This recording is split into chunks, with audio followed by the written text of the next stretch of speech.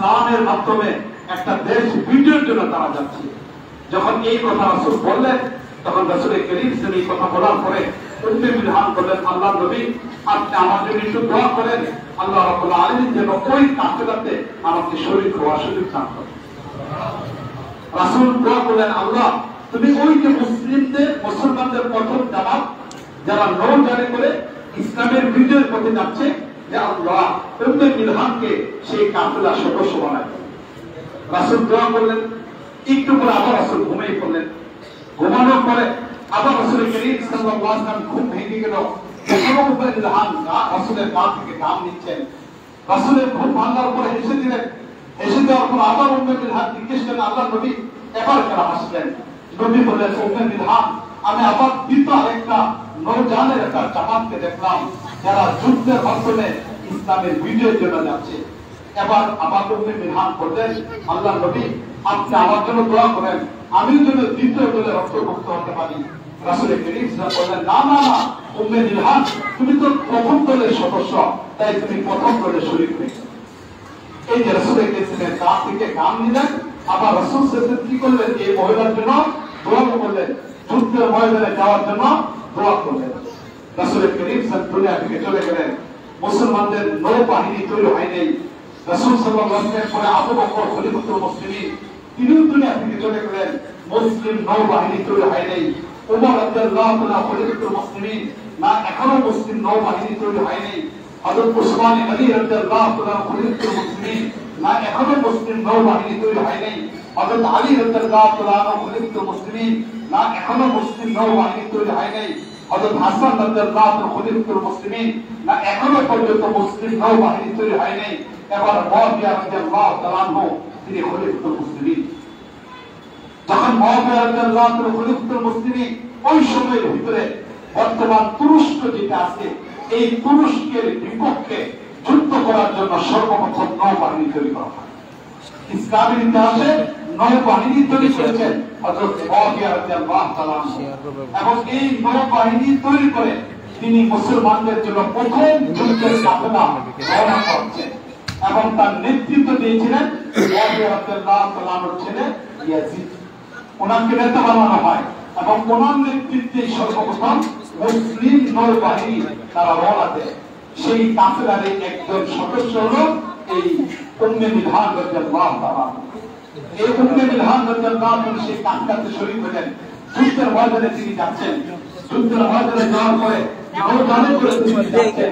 যাইতে যাইতে উম্মে মিলহান রাদিয়াল্লাহু তাআলা যখন নৌকা থেকে নামবেন, তুরস্কে যখন টাকা রাখতে যাবেন, এমন অবস্থার ভিতরে তুরস্কতে টাকা রাখতে গিয়ে তিনি ঘোড়াতে উঠতে গিয়ে পড়ে গেলেন। পড়ে যাওয়ার পরে ঘাড়ে আঘাত পাইলেন। এরপরে তিনি সেখানে শাহাদাত হলেন। এই তুরস্ক এটা আমাদের তুরস্ক, আজকে তুরস্ক এটা আমাদের তুরস্ক, আমাদের মুসলমানদের বিজয় করা তুরস্ক।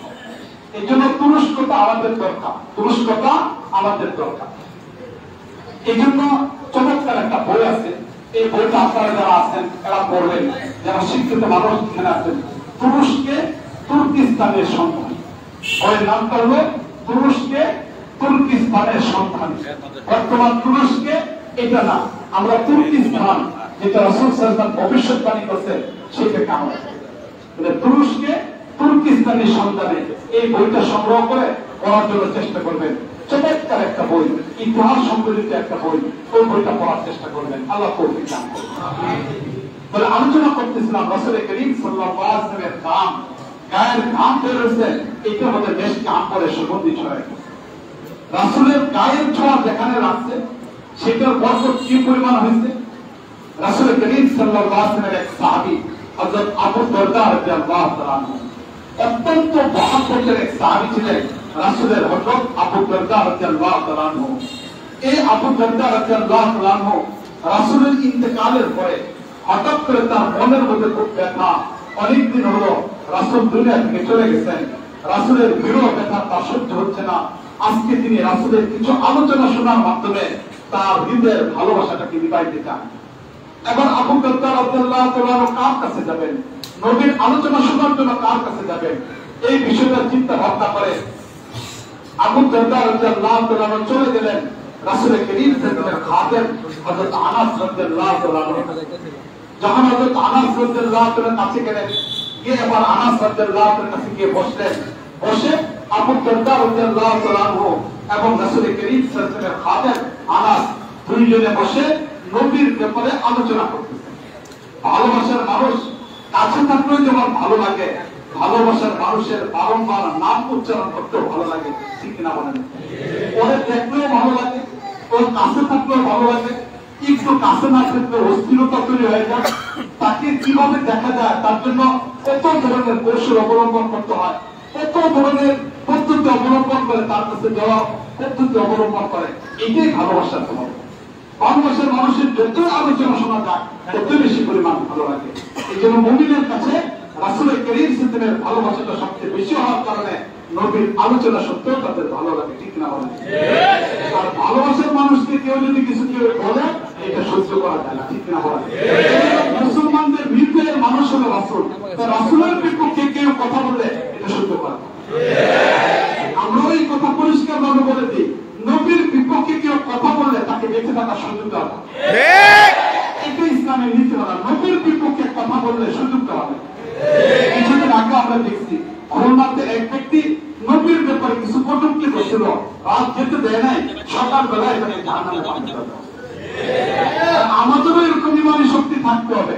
আমাদের এলাকাতেও অথবা কোথাও যদি এমন কোনো ব্যক্তি হয় আমাদের হৃদয়ের আপন মানুষ নবী করিম সাল্লাল্লাহু আলাইহি ব্যাপারে মন্তব্য করে, তাকে সেখানেই শেষ করে দিতে হবে, কথা শুনতে হবে। মুমিনের হৃদয়ের ভালোবাসাই হলো ভালোবাসার মানুষের আলোচনা, সমালোচনা, তার তিরস্কার এদিকে সহ্য করতে হবে। রাসূল করিম সাল্লাল্লাহু আলাইহি ওয়াসাল্লাম এবার আলোচনা শুনতেছেন কে?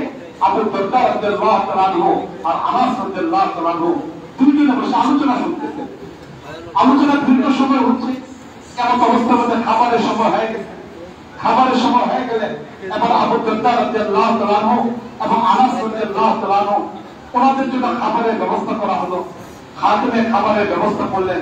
এবার খাবার খেতে বসলেন আবু দারদা রাদিয়াল্লাহু তাআলা, আনাস রাদিয়াল্লাহু তাআলা খাবার খেলেন।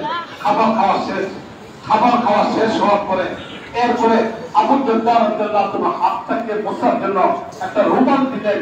আবু দারদা রাদিয়াল্লাহু তাআলা হাত মোছার জন্য একটা রুমাল দিলেন। আনাস রাদিয়াল্লাহু তাআলা খাদেম ওনাকে একটা রুমাল দিলেন, যেটাতে হাত মোছেন। আমরা যখন খাবার খাই এখন টিস্যু দেওয়া হয়, অনেক জায়গায় গামছা দেওয়া হয়। যে গামছা অথবা কাপড়টা আবু দারদা রাদিয়াল্লাহু তাআলা হাত মোছার জন্য দিলেন, আবু দারদা রাদিয়াল্লাহু তাআলা তাকায় দেখলেন যে এটার মধ্যে কিছু ময়লা দেখা যায়, কাপড়টা মধ্যে একটু ময়লা দেখা যায়। তারা আবু দারদা রাদিয়াল্লাহু তাআলা খাদেমকে বললেন, এটার মধ্যে ময়লা দেখা যায়, তুমি এটা পরিষ্কার করে দাও। এই কথা বলার পরে আনাস রাদিয়াল্লাহু তাআলা খাদেমকে বললেন যে এক কাজ করো, এই কাপড়টা তুমি পরিষ্কার করে দাও। যখন আনাস রাদিয়াল্লাহু তাআলা বললেন যে কাপড়টা পরিষ্কার করে দাও, তখন আনাস রাদিয়াল্লাহু তাআলা খাদেম তিনি ঘরের এক কোণাতে আগুন জ্বালালেন। আগুন জ্বালিয়ে সেই জ্বলন্ত আগুনের মধ্যে সেই কাপড়টাকে ফেলে দিয়েছে। কাপড়টা সুন্দর তৈরি করা, এখন সুন্দর তৈরি করা একটা কাপড়, এতে যখন আগুনের মধ্যে ফেলে দিলেন স্বাভাবিক গতিতে একটু পুড়ে যাওয়ার কথা, কিন্তু সবাই লক্ষ্য করে দেখলো কাপড়টা ফুটতেছে না, আগুন ধাও ধাও করে জ্বলতেছে, কিন্তু কাপড়টা ফুটতেছে না। এক পর্যায়ে আগুনটা নিভে গেছে। এমন অবস্থায় আবু দারদা রাদিয়াল্লাহু তাআলা সামনে আনাস রাদিয়াল্লাহু তাআলা কাপড়টাকে টান দিলেন। টান দেওয়ার পরে দেখা গেল যে পুরো কাপড়ের মধ্যে পরিমাণ ময়লা নেই, আগুনের ছোঁয়ার মাধ্যমে কাপড়ের ময়লাগুলো পরিষ্কার। এখন যখন কাপড়ের ময়লা পরিষ্কার হয়ে গেছে, এই দৃশ্য দেখে আনাস রাদিয়াল্লাহু তাআলা খাদেমের এই অবস্থা দেখে আবু দারদা রাদিয়াল্লাহু তাআলা বলেছিলেন এই কথা, এটা কি করে সম্ভব? কাপড়ের তৈরি করা বস্তু আগুনে পুড়ে যাওয়ার কথা, কিন্তু রাসূল করিম সাল্লাল্লাহু আলাইহি ওয়াসাল্লামের খাদেম বলতেছেন এই কথা যে এই কাপড়টা পুড়ে যায় নাই, কাপড়টা এখনো পর্যন্ত ভালো, আগুনে লাগলো এরপরও পুড়ে যায় নাই, কারণটা কি? যখন এই কথা বললেন এবার আনাস রাদিয়াল্লাহু তাআলা তিনি কান্না করা আরম্ভ করলেন। ওনার চোখ দিয়ে পানি পড়া শুরু হয়ে গেছে, তিনি কাঁদতেছেন, তিনি চোখ দিয়ে পানি পড়া শুরু হয়ে গেছে।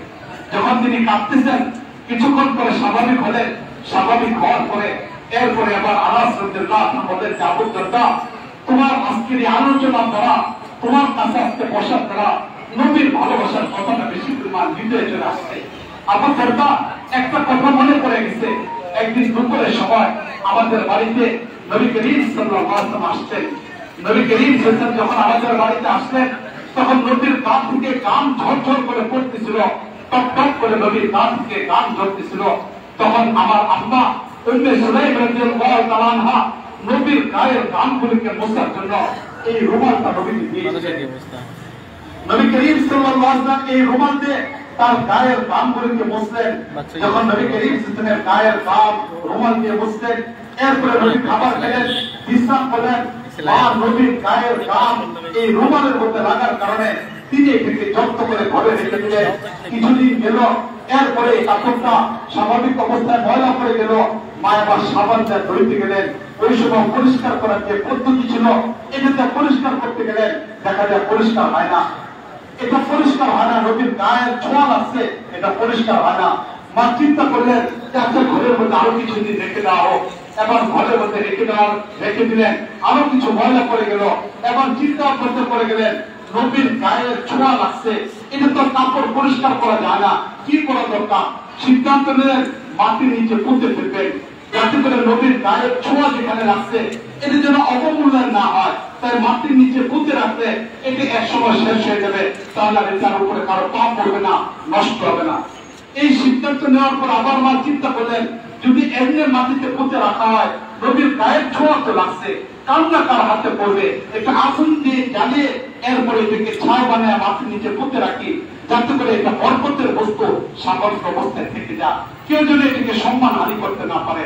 তাই মা যখন আগুন জ্বালালেন, আগুন জ্বালানোর পরে দেখলাম যে এই কাপড়টা আগুনের মধ্যে পুড়ে যায় না, বরং রাসূল করিম সাল্লাল্লাহু আলাইহি ওয়াসাল্লামের গায়ের ঘাম লাগার কারণে এই কাপড়টা আগুনটা সম্পূর্ণ ময়লাকে পরিষ্কার করে দিয়েছে। তখন থেকে আমরা বুঝে ফেললাম নবীর গায়ের ছোঁয়া, যে ঘামের ছোঁয়া কাপড়ের মধ্যে লাগছে, এই কাপড় এটা আগুনের দুনিয়ার আগুনের দ্বারা জ্বলতে পারে না।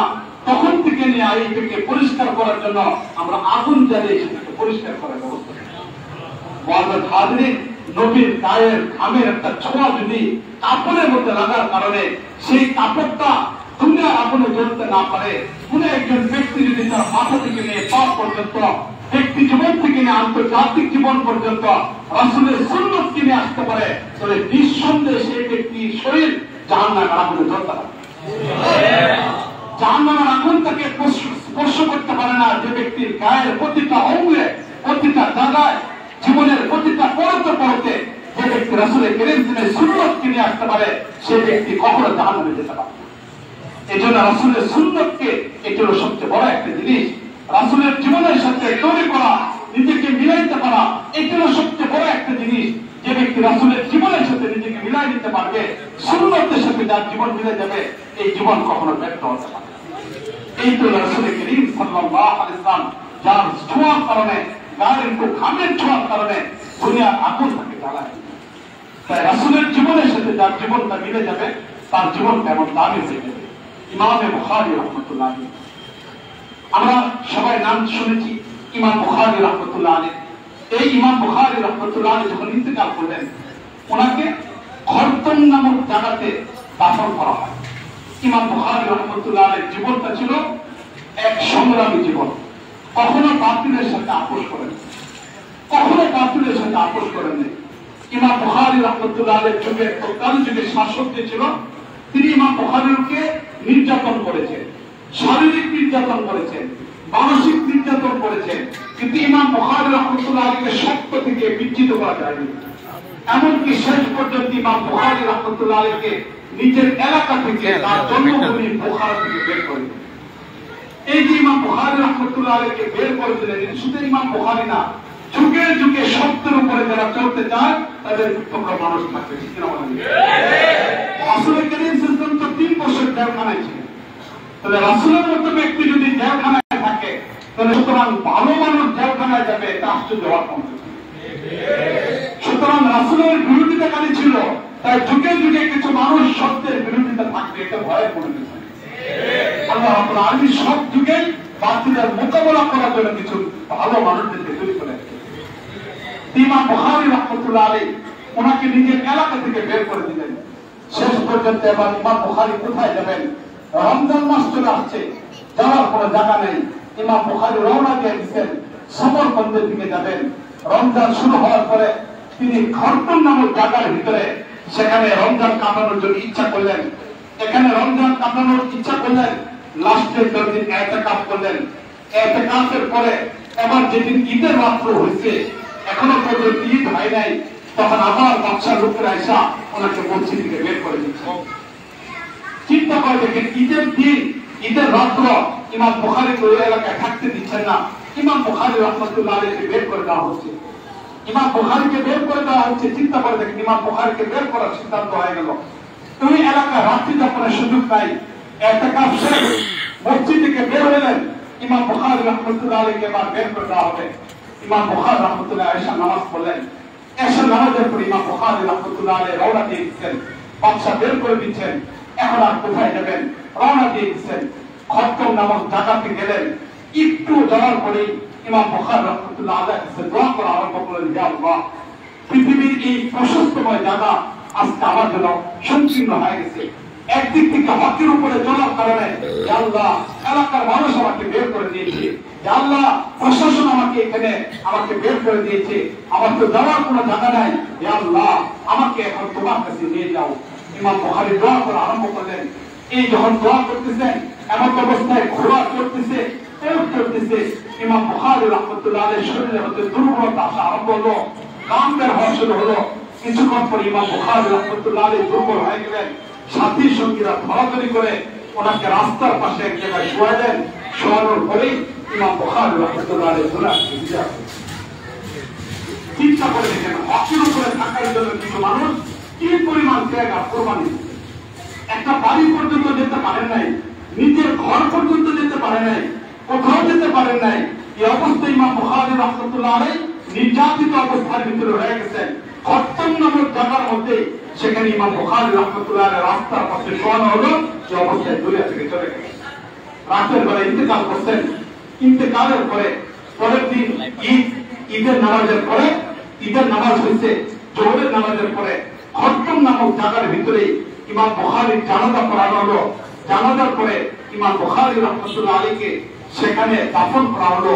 খরতমে যখন দাফন করা হলো, এই যে নবীর সুন্নতের সাথে সম্পর্ক ছিল, নবীর জীবনের সাথে তার জীবন মিলছিল, হকের উপরে ছিলেন, বাতিলের সাথে আপোষ করেন নাই, কখনো অন্যের সাথে আপোষ করেন নাই, হকের উপরে ছিলেন। বরকত আল্লাহ রাব্বুল আলামিন কি পরিমাণ দিলেন। এবার ইমাম বুখারী যখন ইন্তেকাল করলেন, ইন্তেকালের পরে ওনার কবরের মাটি থেকে সুগন্ধি বের হতো। নবীর মায়ের নাম থেকে সুগন্ধি বের হতো। এবার ইমাম বুখারী রাহমাতুল্লাহ আলাইহি কবরের মাটি থেকে সুগন্ধি বের হতো।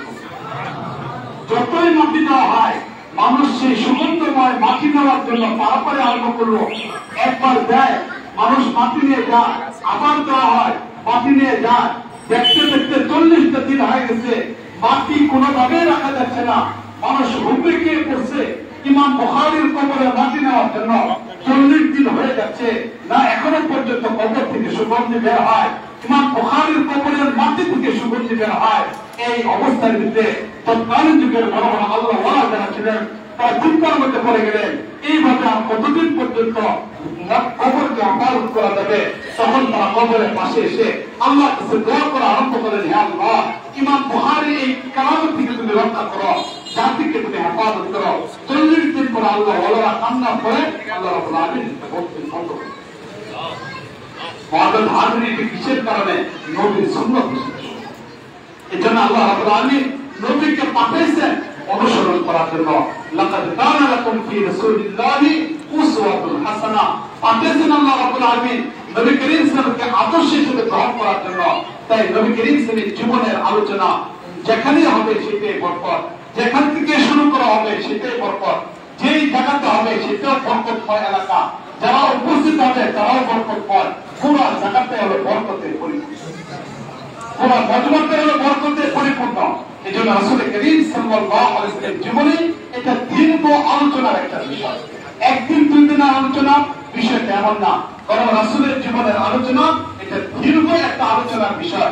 একের পর এক, সপ্তাহের পর সপ্তাহ নয়, মাসের পর মাসও যদি আলোচনা হয় তাহলে শেষ করা যায়। যে কথা বলছিলাম যে আল্লাহ তো কোরআনে কারীমের মধ্যে পেন বসে নবীর জীবনে আনছে, একদিন অল্প সময়ে কি করে নবীর জীবনের উপর আলোচনা। এই জন্য আমরা এই 27 নম্বর ওয়ার্ড যেটা আছে, এই 27 নম্বর ওয়ার্ডে আমাদের 12টা মসজিদ আছে। এই 12টা মসজিদের ইমামদের দিনে আমরা কয়েকদিন আগে বসছিলাম যে আমাদের ওয়ার্ড, এই ওয়ার্ডটাকে কি করে আমরা সুন্দর করতে পারি। আমাদের এই ওয়ার্ডটা যেন রাসূলের সেই সিরাতের আলোচনার মাধ্যমে এক বরকতময় ওয়ার্ডে রূপান্তরিত হয়। আমরা যেন প্রতিটা মসজিদ থেকে রাসূলের সিরাতের উপর আলোচনা হয়, এই হিসেবে আমরা 12 জন ইমামকে নিয়ে বসে সেখানে সিদ্ধান্ত হয়েছে।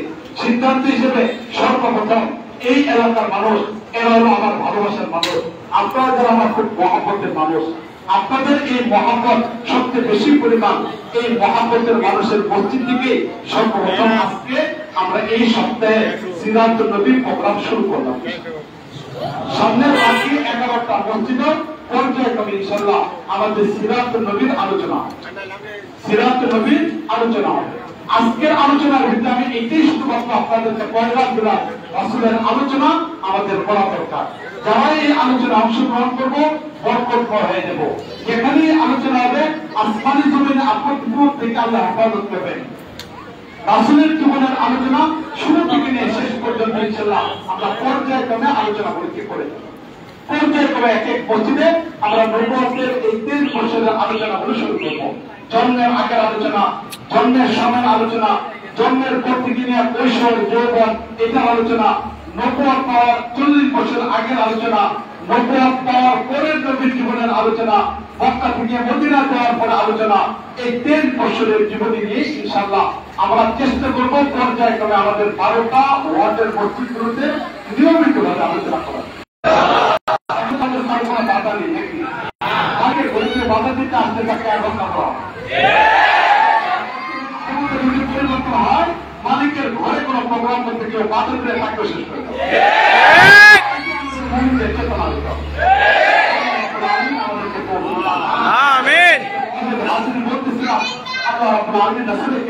জীবনের সাথে সুন্নতের সামনে আমরা মিলাদ করবো, সেটা আমাদের জন্য বরকতের কারণ হবে, সেটা আমাদের জন্য রহমতের কারণ হয়ে দাঁড়াবে। এই জায়গাটাই রাসূল করিম সাল্লাল্লাহু আলাইহি ওয়াসাল্লাম আমাদের সাথে আমাদেরকে চিনবেন, পরকালে রাসূল করিম আমাদেরকে সুপারিশ করবেন।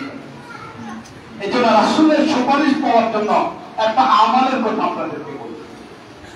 চমৎকার একটা হাদিস, একদিনের ঘটনা, বুখারী শরীফের হাদিস আছে। রাসূল করিম সাল্লাল্লাহু আলাইহি ওয়াসাল্লাম বাইরে কোথাও চলে গেলেন। ওই রাত্রটা রাসূল করিম সাল্লাল্লাহু আলাইহি ওয়াসাল্লাম আয়েশা রাদিয়াল্লাহু তাআলা আনহার সাথে কাটাইলেন। কাটানোর পরে রাসূল করিম সাল্লাল্লাহু আলাইহি ওয়াসাল্লাম রাত্রি যাপন করার পরে হঠাৎ করে কিছুক্ষণ পরে বাইরে গেলেন। বাইরে যাওয়ার পরে এরপরে ঘরে আসলেন। ঘরে আসার পরে হযরত আয়েশা রাদিয়াল্লাহু তাআলার সাথে কথা বলতেছেন। এমন অবস্থায় আয়েশা রাদিয়াল্লাহু তাআলা আনহা রাসূলকে জিজ্ঞেস করলেন যে আল্লাহর নবী, হযরত আদম আলাইহিস সালাম থেকে নিয়ে ঈসা আলাইহিস সালাম পর্যন্ত আল্লাহ রাব্বুল আলামিন অসংখ্য নবী এবং রাসূলদেরকে পাঠিয়েছেন। এই যে আল্লাহ রাব্বুল আলামিন অসংখ্য নবী এবং রাসূলকে পাঠিয়েছেন, এই নবী এবং রাসূল যেমন আসছেন, নবী এবং রাসূলদের তো উম্মত আছে, তা আপনিও আসছেন, আপনাকে তো আল্লাহ রাব্বুল আলামিন পাঠিয়েছেন, কিয়ামত পর্যন্ত যত মানুষ হবে সবাই তো আপনার উম্মত হবে। যে আল্লাহ নবী আদম আলাইহিস সালাম থেকে ঈসা আলাইহিস সালাম পর্যন্ত কত নবী আসছেন, কত উম্মত, আপনারও উম্মত হবে। অন্যান্য নবীর তুলনায় আপনার উম্মতের সংখ্যা বেশি হবে। যে আল্লাহ নবী কিয়ামতের ময়দানে আপনি আপনার উম্মতকে কি করে চিনবেন? যে আল্লাহ নবী কিয়ামতের ময়দানে আপনি আপনার উম্মতকে কি করে চিনবেন? যে আল্লাহ নবী সেদিনকে আপনি আপনার উম্মতকে চিনতে পারবেন। আমরা যারা আজকে এখানে আছি, আমরা তো রাসূলকে সরাসরি দেখি নাই, আমরা ওই দুটো চোখ পাইছি, কিন্তু সেই চোখ আমরা পাই নাই যে চোখ দিয়ে সাহাবায়ে কেরাম রাদিয়াল্লাহু তাআলা আনহু রাসূল করিম সাল্লাল্লাহু আলাইহি ওয়াসাল্লামকে দেখতেন। আমরা তো দুটো হাত পাইছি, তো সেই হাত তো আমরা পাই নাই যে হাত দিয়ে রাসূল করিম সাল্লাল্লাহু আলাইহি ওয়াসাল্লামকে সাহাবায়ে কেরাম ধরতেন, সাহাবায়ে কেরাম যে হাত দিয়ে নবীকে ধরতেন, আমরা তো সেই দুটো হাত পাই নাই। আমরা তো সেই দুটো পা পাইছি, তো সেই দুটো পা আমরা পাই নাই যে দুটো পা দিয়ে নবী করিম সাল্লাল্লাহু আলাইহি ওয়াসাল্লামের সাথে সাহাবায়ে কেরাম চলতে চলতে ক্লান্ত হয়ে যেতেন। আমরা তো অনেক মজমা পাইছি, যেখানে অনেক বড় বড় ওলামায়ে কেরাম আলোচনা করে। আমরা অনেক বৈঠক পাইছি, যেখানে নবী করিম সাল্লাল্লাহু আলাইহি ওয়াসাল্লাম সাহাবাদেরকে নিয়ে বসতেন, আমরা তো অনেক মজমা পাইছি। তো সেই মজমা আমরা পাই না যে মজমায় নবী করিম সাল্লাল্লাহু আলাইহি ওয়াসাল্লাম বয়ান করতেন, সাহাবায়ে কেরাম সেখানে শুনতেন। আমরা অনেক কিছু পাইছি, সরাসরি নবীকে দেখি নাই, নবীকে ধরতে পারি নাই, নবীর সাথে চলতে পারি নাই, নবীর সেই ছোঁয়াগুলোকে আমরা পাই নাই, অনেক কিছু থেকে বঞ্চিত। রাসূল করিম দুনিয়া থেকে চলে যাওয়ার অনেক বছর পর, প্রায় বলতে গেলে 1400 বছর পরে হলো আমাদের জন্ম। এবার আমরা নবীকে দেখি নাই, সরাসরি নবী আমাদেরকে দেখেন নাই।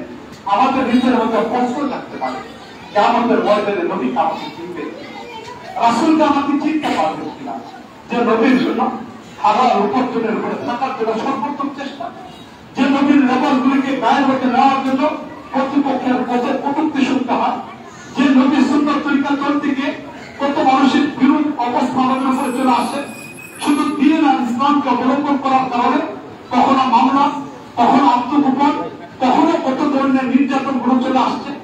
সেই নবীকে যদি দেখতে না পাই, আমাদের ময়দানে সেই নবী যদি আমাদেরকে না চিনে, তো এর চেয়ে বড় দুঃখ আর কি হতে পারে। আমাদের হৃদয় হয়তো কষ্ট লাগবে, নবীকে আমাদেরকে চিনতে দিচ্ছে। রাসূল যদি শুনে আমাদেরকে না চিনে, আমরা তো নবীকে দেখি নাই, নবীকে হয়তো সেই প্রশ্ন আমরা করতেও পারি। কিন্তু মা আয়েশা রাদিয়াল্লাহু তাআলা আনহা আমাদের পক্ষ থেকে প্রশ্ন উত্তর দিয়েছে, হাজার কোটি দুরূদ ও সালাম, হাজার কোটি দুরূদ ও সালাম মা আয়েশার উপরে, যিনি আমাদের পক্ষ থেকে রাসূল করিম সাল্লাল্লাহু আলাইহি ওয়াসাল্লামকে সেদিন প্রশ্ন করেছেন যে আল্লাহর নবী, কিয়ামতের ময়দানে এত এত নবীর উম্মতের মধ্য থেকে আপনি কি করে আপনার উম্মতকে চিনবেন? হে আল্লাহর নবী, চিনার কোনো পদ্ধতি আছে কিনা একটু বলেন তো লিখে, আল্লাহর নবী আপনি কি আপনার উম্মতকে চিনবেন কিনা? রাসূল করিম সাল্লাল্লাহু আলাইহি ওয়াসাল্লাম বলেন, আয়েশা, আয়েশা, একটা খালি মাঠ, এখানে অনেক ধরনের ঘোড়া রয়ে গেছে। কোন ঘোড়ার কালার হলো লাল, কোনটার ঘোড়ার কালার হলো কালো, কোনটার ঘোড়ার হলো হয়তো ভিন্ন কালার, কিন্তু একটা ঘোড়া, শুধু একটা ঘোড়া, এই ঘোড়ার পুরো শরীরটা হলো কালা, কিন্তু তার চারটা পায়ের হাঁটু পর্যন্ত সাদা। আয়েশা, সেই ঘোড়ার কপালটা হলো সাদা। আচ্ছা বলো দেখে আয়েশা, হাজার কোটি ঘোড়ার মধ্যে থেকে একটা ঘোড়াই শুধু এমন, হাজার কোটি ঘোড়ার মধ্যে থেকে একটা ঘোড়ার অবস্থাটা হলো সব থেকে ব্যতিক্রম। আয়েশা বলো তো দেখি, ঘোড়ার মালিক কি সেই ঘোড়াকে চিনবে না? যখন রাসূল বললেন, তখন আয়েশা রাদিয়াল্লাহু আনহা উত্তর দিলেন, হ্যাঁ আল্লাহর নবী, এমন ঘোড়াকে তো চিনে নেবে, কারণ এই ঘোড়া তো সব ঘোড়ার থেকে ব্যতিক্রম। রাসূল করিম সাল্লাল্লাহু আলাইহি ওয়াসাল্লাম বলেন, আয়েশা, আয়েশা, আমার উম্মতের মধ্যে যারা ওযু করবে, আমার উম্মতের মধ্যে যারা ওযু করবে, এই ওযু করা অবস্থার মধ্যে যারা থাকবে, সবসময় যারা ওযু করবে, ওযুর সাথে যাদের জীবন যাপন চলবে, ওরা যখন নামাজে আসার জন্য ওযুটা করবে, আয়েশা, কিয়ামতের ময়দানে এই ওযুর অঙ্গগুলো শুধু একটা ওযুর অঙ্গ থাকবে না, আয়েশা, কিয়ামতের ময়দানে এগুলো উজ্জ্বল আলোর চেয়ে আরো বেশি ঝকমক করবে। সুবহানাল্লাহ। আয়েশা, এবার সেদিন কিয়ামতের ময়দানে আমার সকল উম্মতের মধ্য থেকে আদম আলাইহিস সালাম থেকে নিয়ে শুরু করে ঈসা আলাইহিস সালাম পর্যন্ত যত নবী থাকুক না কেন, যত নবীর উম্মতই থাকুক না কেন, আয়েশা, আমার উম্মতের সেই ওযু করার কারণে তার অঙ্গগুলো আলোতে যখন ঝকমক করা আরম্ভ করবো, আমি নবী তাকে চিনে ফেলবো। আয়েশা, তখন আমি তাকে কাছে থাকতে নিয়ে আয়েশা আমার মালিকের কাছে বলবো, মালিক, এত আমার উম্মত, সুতরাং আমার উম্মতের ব্যাপারে তুমি ভালো থাকবে। এই জন্য মুআজ্জাজ হাজরিন, নবীর সুন্নাত কত গুরুত্বপূর্ণ, ওযু কত গুরুত্বপূর্ণ, ইবাদতগুলি কত গুরুত্বপূর্ণ, একটু চিন্তা করে দেখি। রাসূলের সাথে সূর্য, রাসূলের সাথে সম্পর্ক, রাসূলের সাথে আত্মার সম্পর্ক, রাসূলের পরিচয় ভিন্ন কোন বস্তুর মাধ্যমে হবে না। রাসূল করিম সাল্লাল্লাহু আলাইহি ওয়াসাল্লামের পরিচয়টা হবে সুন্নতের মাধ্যমে, রাসূলের সুন্নতের মাধ্যমে সেই পরিচয়। এই জন্য রাসূলের সিরাতের নিয়ে আলোচনা, রাসূলের সিরাতের উপর আলোচনা, রাসূলের জীবনের উপর আলোচনা, এর মূল একটা উদ্দেশ্য সেই জীবনটাকে নবীর রঙে রঙিন করা।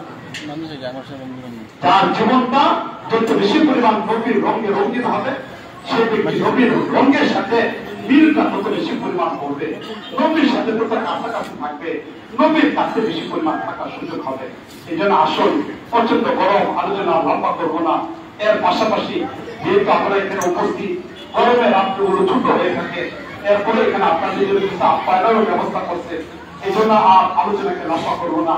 আলহামদুলিল্লাহ, যে মসজিদ থেকে আমরা শুরু করছি, এই মসজিদ থেকে নিয়ে শুরু করে ইনশাআল্লাহ সবার সম্মিলিত প্রচেষ্টার মাধ্যমে আমরা এই 12টা মসজিদে প্রোগ্রাম করবো। রাজি আছেন ইনশাআল্লাহ? যে কোনো মসজিদের কমিটির সাথে আমরা আলোচনা করে ইমাম সাথে আলোচনা করবেন, আলোচনার মাধ্যমে আমরা সবাই মিলে ইনশাআল্লাহ এই প্রোগ্রামে যাব। যখনই আমরা যাব, আজকে তো শুধু আলোচনা বিক্ষিপ্ত আকারে প্রয়োজনের উপর আলোচনা করলাম। সামনের সপ্তাহ থেকে ইনশাআল্লাহ যখন আলোচনা হবে, সেখানে একদম নবীর জন্মের আগ থেকে নিয়ে আলোচনা শুরু করবো। ধারাবাহিক ভাবে নবীর জীবনের উপর একটা আলোচনা শুরু করবো, যেন ধারাবাহিক ভাবে নবীর জীবনের উপরে কি হয় আমাদের একটা আলোচনা হয়। শুনবো তো ইনশাআল্লাহ সবাই? নিজের ভালোবাসা হৃদয়ের দ্বারা নবীকে আঁকার চেষ্টা করবো। নিজের আলোচনা, নবীর আলোচনাগুলিকে শুনে নিজের হৃদয়ের মধ্যে একটা কল্পনা আঁকবো, যেন আমি আমার নবীর একটা চিত্র আঁকতে পারি, যেন নবীর একটা সুরত আমার হৃদয়ের মধ্যে আনতে পারি, নবীর একটা কল্পনা যেন আমার হৃদয়ের মধ্যে আনতে পারি। সেই কবরের মধ্যে যখন যাওয়া হবে, কবরে তখন 3টা প্রশ্ন করা হবে। 3 নম্বর প্রশ্ন করা হবে মান হাযা রাজুল।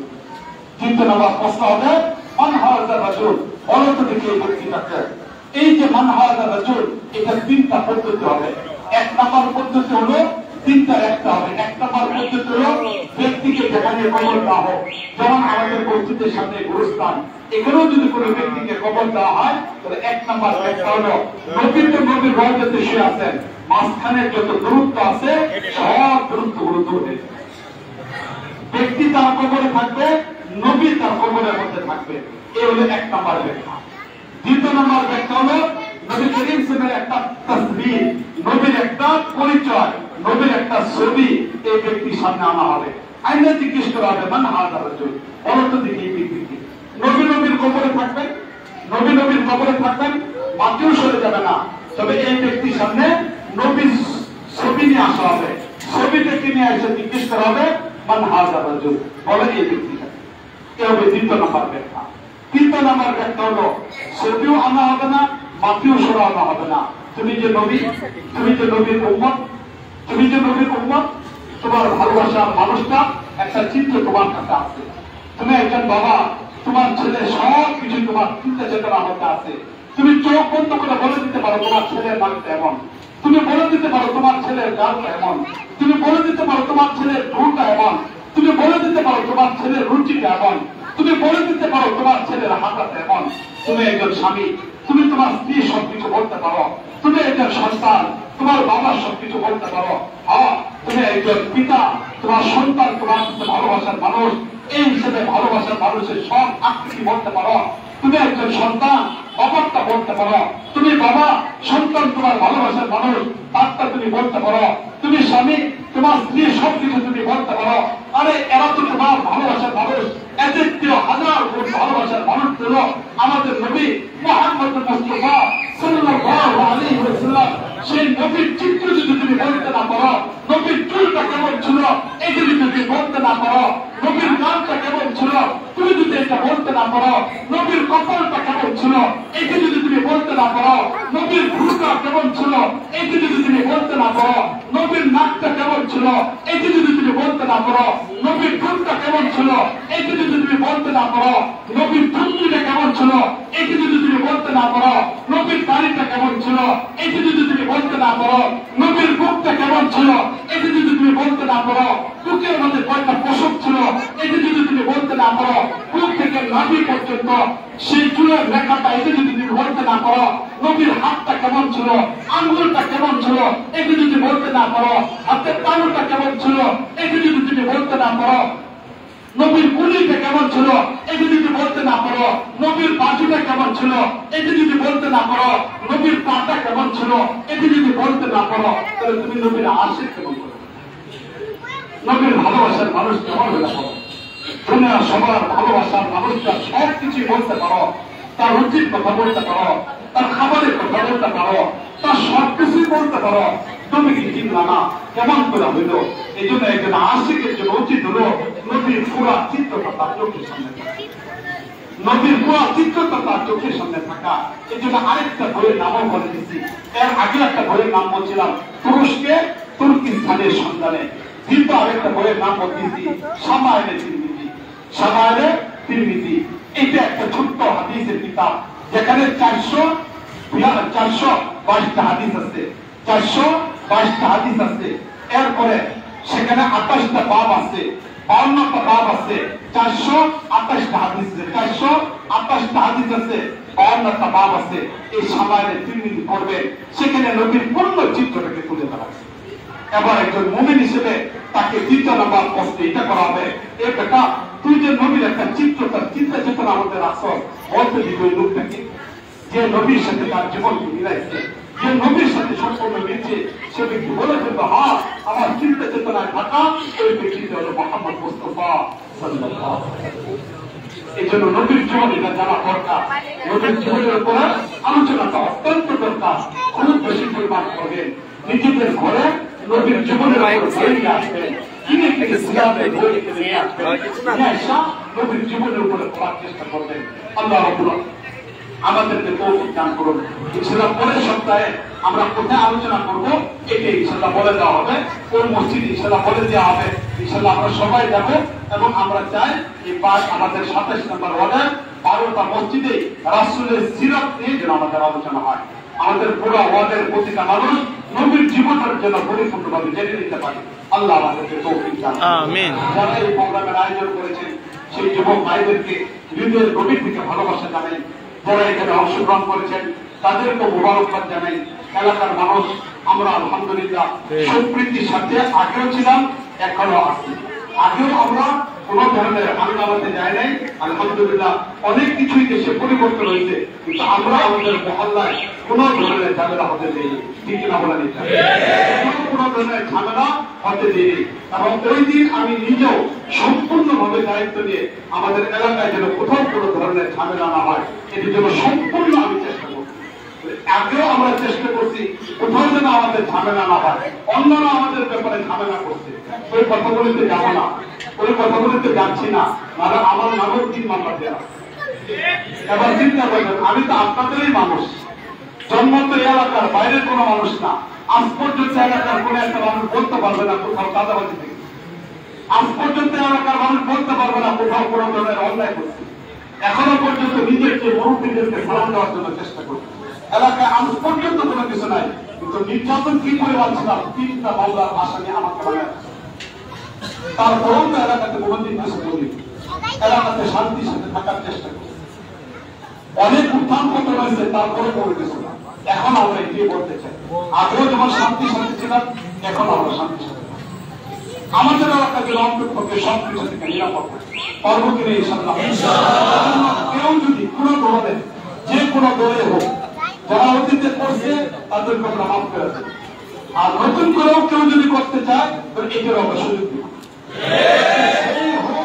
যত বড় ক্ষমতা হোক, কোন ধরনের সুযোগ তাদের মধ্যে অন্যায় করতে দাও।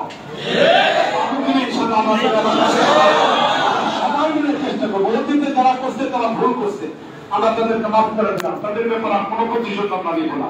কিন্তু আমাদের সামনে কেউ যদি করতে চায় তাকে আমরা থাকবো, শান্তির সাথে আমরা এলাকাতে থাকবো, সবাই মিলেমিশে থাকবো। আমরা যেন এমন না হয় অমুক মারা গেছে আসতে পারলো না, এমন যেন না হয়। আমরা রাষ্ট্রকে সামনে রেখা শান্তির সাথে যেভাবে বসবাস করতেছি, জীবনের শেষ দিনটাও খুশি মনে সবার সাথে আমরা আল্লাহ রাব্বুল আলামিন আমাদেরকে তৌফিক দান করুন। ওয়া আখিরু দাওয়ানা আলহামদুলিল্লাহি রাব্বিল আলামিন।